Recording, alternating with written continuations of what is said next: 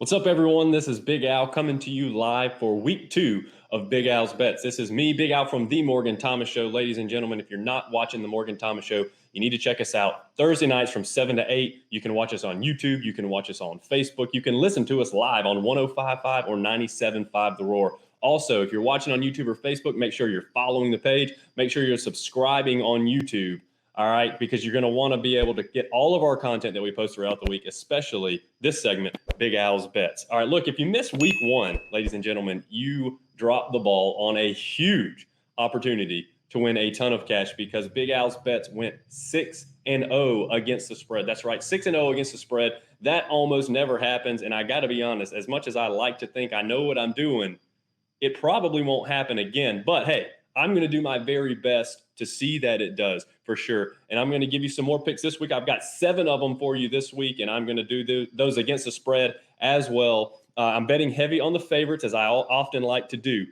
So also, I'm going to post these on Twitter as well. Okay, I'm not a big Twitter guy. I don't do a lot on Twitter, but I am going to post those there because it's easier for some of you to access. So check us out. Follow me on Twitter at Clemson Allen. And you can get the picks there as well. I haven't posted those yet, but they will be posted up a little bit later. You should get this video tomorrow. With all that said, let's get right into the picks. Okay, so first up, I have Kansas at Coastal Carolina. All right, Kansas at Coastal Carolina. Look, Coastal just continues to wreck people on the football field. You know, people keep underestimating what they can do and how good that offense is. And Kansas is a really bad team and has been for a really long time.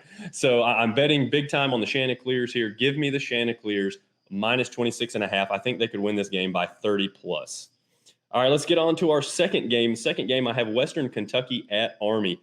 Look, UT Martin rushed for over 200 yards against Western Kentucky in week 1, which makes me think Army could have a field day on the ground because Army is a very good running team. As a matter of fact, I think they're a better team overall than a lot of people think. Give me Army minus the 5.5.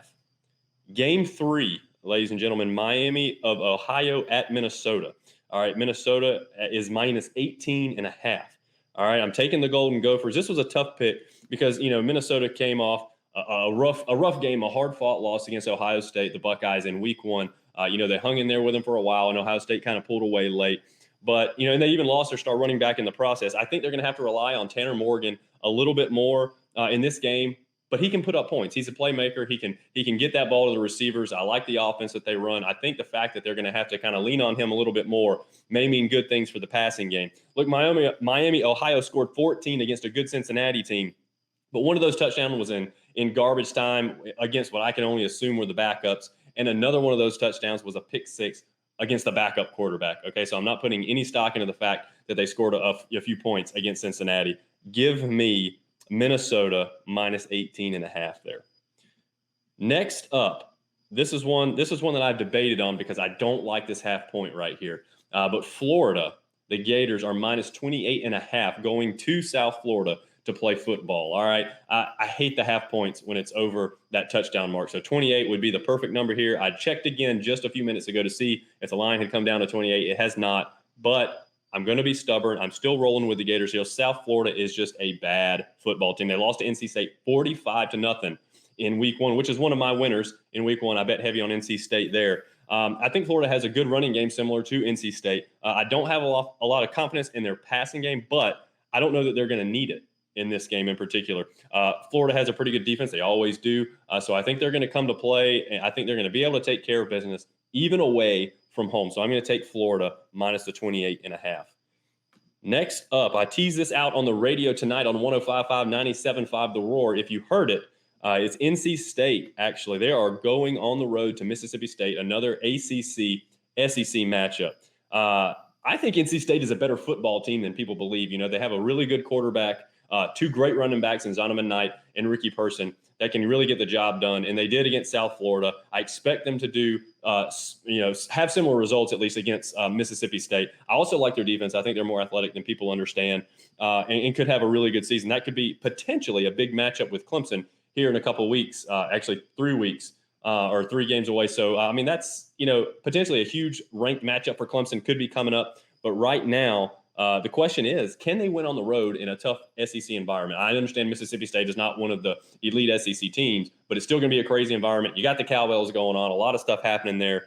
But we'll see soon enough. After eking out a 35-34 win against La Tech last week, Mississippi State has not inspired a lot of confidence in me right now. And again, I think NC State's a pretty good football team. I am rolling with the Wolfpack -1 here. Next up, we've got Eastern Michigan at Wisconsin. Okay, we all know what happened in the Wisconsin-Penn State game, a defensive slobber knocker, much like the Clemson-Georgia game. Penn State came up with a couple of big turnovers there at the end inside the red zone, and that was a big deal. Fun game if you like defense, for sure. But Wisconsin has a tendency to bounce back, and they have a tendency to show that they do have an offense even after a pretty pitiful offensive performance. And again, Penn State's defense, a little bit different story than Eastern Michigan. Eastern Michigan is not a good football team. So I think I'm looking for a rebound game from the Badgers here. Eastern Michigan is just not going to have what it takes. I think this lines up for Wisconsin to get right, so to speak. I'm taking the Badgers here, -26. Next up, last but not least, ladies and gentlemen, we have the Missouri at Kentucky game. Kentucky looks like a pretty good football team this year. I think they have a more balanced offense than they usually do, where they only rely on the run game. They're still a good running team, but I also think they have some credibility in the passing game as well. They always have a salty defense. I think that's going to be no different this year. And I'm just not a believer so far in the Missouri Tigers. Big believer in the Clemson Tigers, despite the Week 1 loss, but not the Missouri Tigers. So I just don't have any faith in them at this point. I will take the Wildcats to cover. Give me Kentucky -5.5 points. All right, again, just to recap, I'm going to go over my picks. Coastal Carolina -25. Army, oh man, I'm sorry, I didn't update these spreads. So Coastal Carolina -26.5, Army -5.5, Minnesota -18.5, Florida -28.5, NC State -1, Wisconsin -26, and Kentucky -5.5. So those are Big Al's bets for Week 2. Ladies and gentlemen, I really hope I can pick some winners for you out there. I hope you're watching. Make sure, again, that you tune in to the Morgan Thomas Show, whether you listen on The Roar, whether you watch on Facebook, whether you watch on YouTube, and follow me at Clemson Allen on Twitter for these picks as well. Ladies and gentlemen, I hope you have a great night. Play wisely.